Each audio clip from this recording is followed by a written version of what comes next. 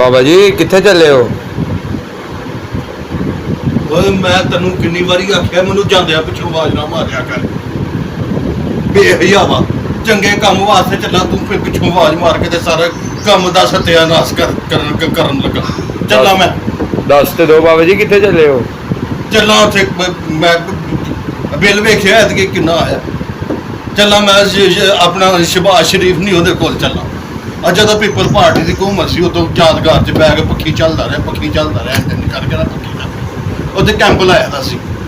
ਮੈਂ ਕਹਿਣ ਲੱਗਾ ਹੁਣ ਵੀ ਸਾਨੂੰ ਬੜੇ ਬਿੱਲ ਆਉਂਦੇ ਨੇ, ਸਾਨੂੰ ਕੈਂਪ ਲਾ ਕੇ ਦੇ ਉੱਥੇ ਕੈਂਪ ਲਾਇਆ ਤੇ ਸਾਡਾ ਬਿੱਲ ਘਟਾਇਆ ਮੈਨੂੰ ਨਹੀਂ ਪਤਾ ਹੈ। ਤੇ ਹੁਣ ਆਪੇ ਵੀ ਵਜ਼ੀਰ ਆਜ਼ਮ ਹੈ,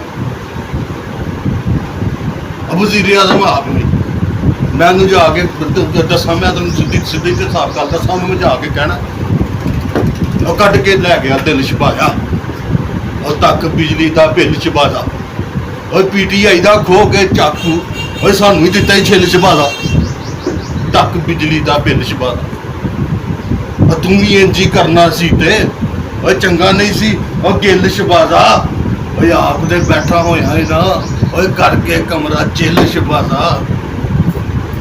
ਆਪ ਦੇ ਬੈਠਾ ਹੈ ਨਾ, ਆਪਣਾ ਕਮਰਾ ਚਿੱਲ ਹੈ। ਸਾਡੀ ਜਾਨ ਤੇ ਬਣੀ ਦੀ ਹੈ, ਇੱਕ ਪੱਕਾ ਚ ਰਹੀਏ ਤੇ ਇੰਨਾ ਬਿੱਲ, ਇੱਕ ਯੂਨਿਟ ਵੱਧ ਜਾਏ ਤੇ ਹਜ਼ਾਰਾਂ ਦਾ ਫਰਕ। ਇਹ ਕੋਈ ਗੱਲ ਤਾਂ ਪੁੱਛਣ ਵਾਲਾ ਕੋਈ ਨਹੀਂ। IMF ਕਹਿੰਦੀ ਹੈ ਸਾਡਾ ਸਤਿਆਨਾਸ਼ ਕਰ ਦਿੱਤਾ। ਮਜ਼ਦੂਰ ਬੰਦਾ ਕਿੱਥੋਂ ਭਰੇ ਬਿੱਲ? 1000 ਰੁਪਈਆ ਦਿਹਾੜੀ ਲਾਉਣ ਵਾਲਾ 10-10 15,000 ਰੁਪਈਆ ਬਿੱਲ ਕਿੱਥੋਂ ਦੇਵੇ?